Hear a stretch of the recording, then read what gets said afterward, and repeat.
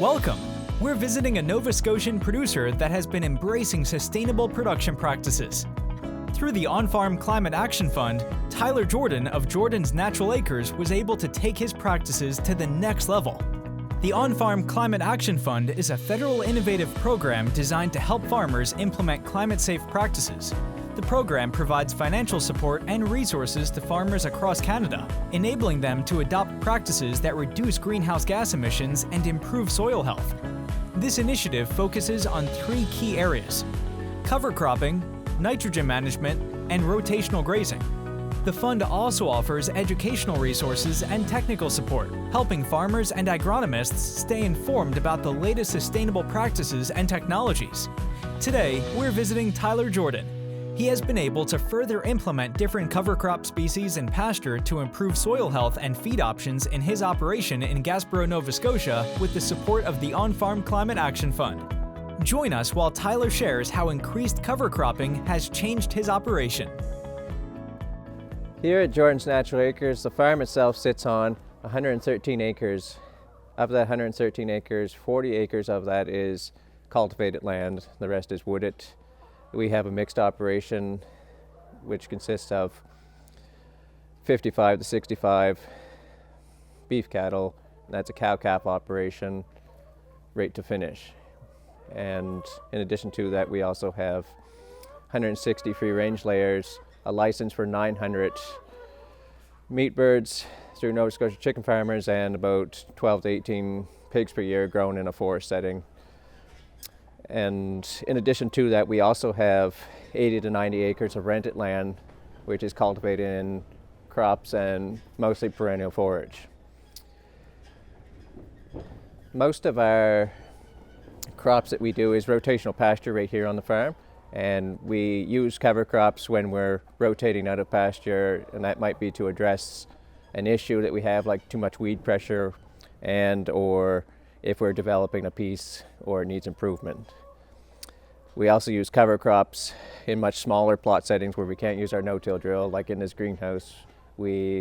After the poultry is removed, we would put in a cover crop to start, and then we'd strip till that, and then we'd put in what we have selected for vegetable trials that year. And that pretty much sums up the bulk of the operation. I mean, there's all sorts of other aspects to it. We also process our own wood products and are fairly self-sufficient.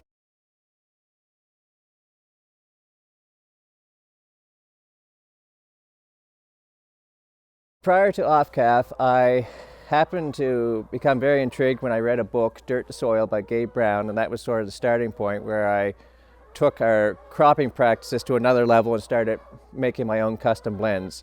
The first cover crop blend that I ever planted was June 19th, 2022, and we rented the Thai no-till drill from Perennia, the 8-foot model, and we put in our first cover. It was only on a couple acres, it was just a trial.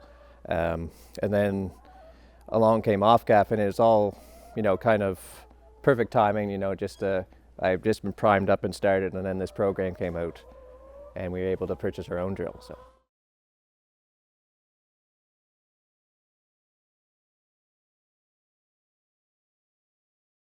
Through the OFCAF program, we were able to purchase a no-till drill, and through that program, it was a very well put together program, in my opinion, because as soon as you purchase the drill, you get 75% of your allotted funding before you complete your project. And I found staff to be very available via email and or phone to answer any questions or work out some of the details.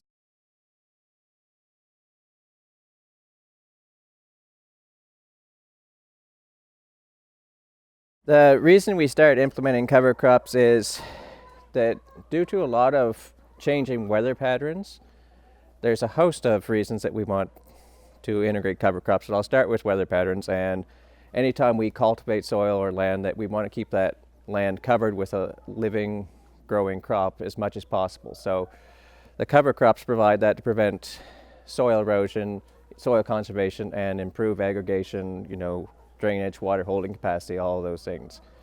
The other reason is that we want an alternative to perennial forage. Sometimes there are the perennial forage will really thrive in the springtime, and we'll get a bit of a slowdown towards late summer, fall. And a cover crop can fill those gaps with a crop that will thrive in those conditions or grow in those conditions to supplement cattle feed either via a silage crop or through rotational grazing. So.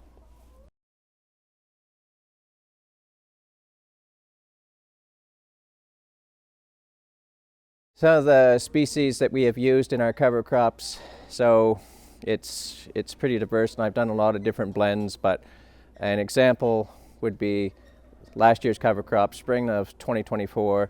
We planted on May 18th, and that would be a blend of oats, sorghum, Sudan grass, pearl millet, sunflowers, tillage radish, common vetch, and berseem clover, and that was seeded at a rate of 147 pounds to the acre.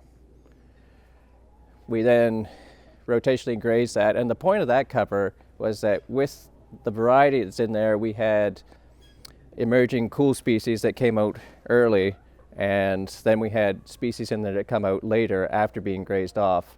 So you get, the idea is to get as many grazings or cuttings out of one planting. And so that would have rendered about 4 different grazings for that single cover before we terminated that and then put in a fall cover on that same plot.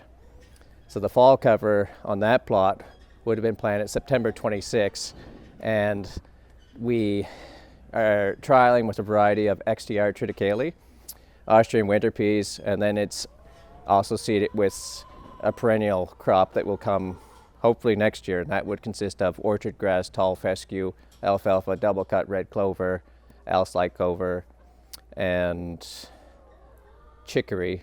And did I say alfalfa? Alfalfa's in there. So the second one was the site that we also seeded on September 26, and that was just a basic cover just for winter, and it's fall rye, hairy vetch, and also tillage radish, and that was seeded at 187 pounds the acre. And the previous one I should have mentioned with a more complex blend seed on the same date would have been seeded at 165 pounds the acre.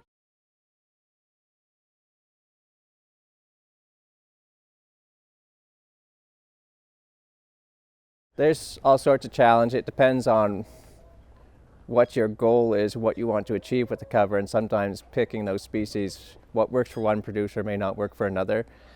An example, we would have had a cover crop failure in the fall of 2023, and that's just because of the extreme moisture.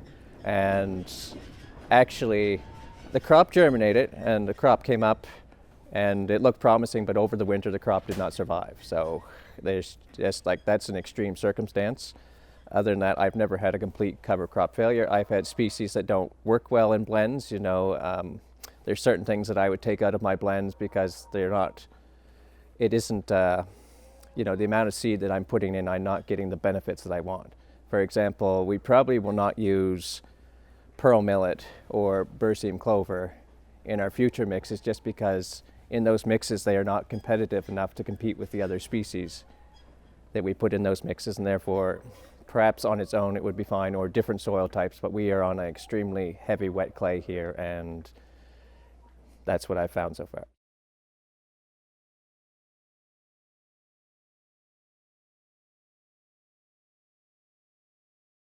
A favorite would be, I'm always trying, it doesn't have to be a favorite, but a favorite cover crop blend, I'm always looking to try to integrate, the components. I'm looking for a legume, I'm looking for something from the brassica family, I normally start all my mixes with a grain of some kind, and I use the grain and then I base everything off of that. And I always try not to use the same species back to back on the same land, so I'm always changing the mix. If I've planted this in the spring, I'm not going to plant it in a fall mix.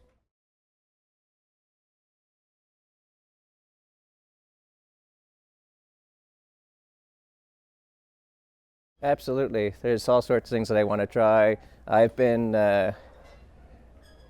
doing some reading and also attending plot trials that we hold here in the province, and things that show promise to me would be winter barley in some of our future mixes, soybeans, like an early and maturing variety so we can use it as a forage crop or a grazing crop. And also other plants like French marigold, but that would sort of be something on its own that I'd use like as a smother crop and then try to drill into that directly. We're still toying with some of the direct drilling into crops, without having to use any cultivation. Our goal is to reduce cultivation as much as possible, but it depends on the weed pressures that we have and, what the weather conditions are.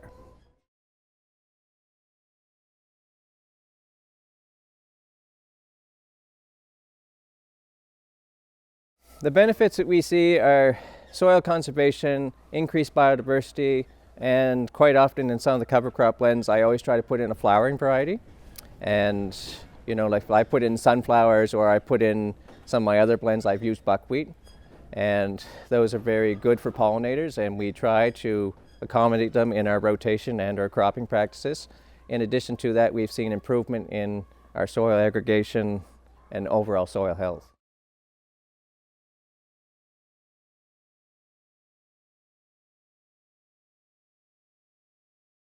Overall, the experience in applying to the OFCAF program was very good. It was a well put together program, and when I applied, I was able to get notice that our project had been accepted, and then we made the purchase of the no-till drill.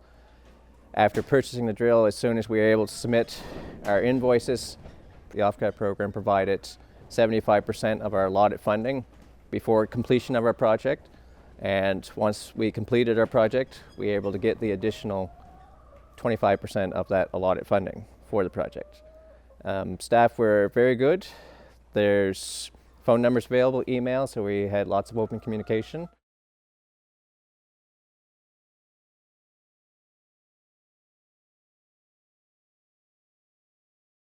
I think the OFCAF program and giving producers the tools and a little extra money to be able to try and do some trials and implement these practices into their operations, their day-to-day operations, and be able to see the benefits. Some of these benefits are hard to measure, but if we can, prevent soil erosion so that we are not losing any of that valuable organic matter, keeping that fertility and perhaps reducing our input costs, I see that being a huge benefit in the future, especially going forward.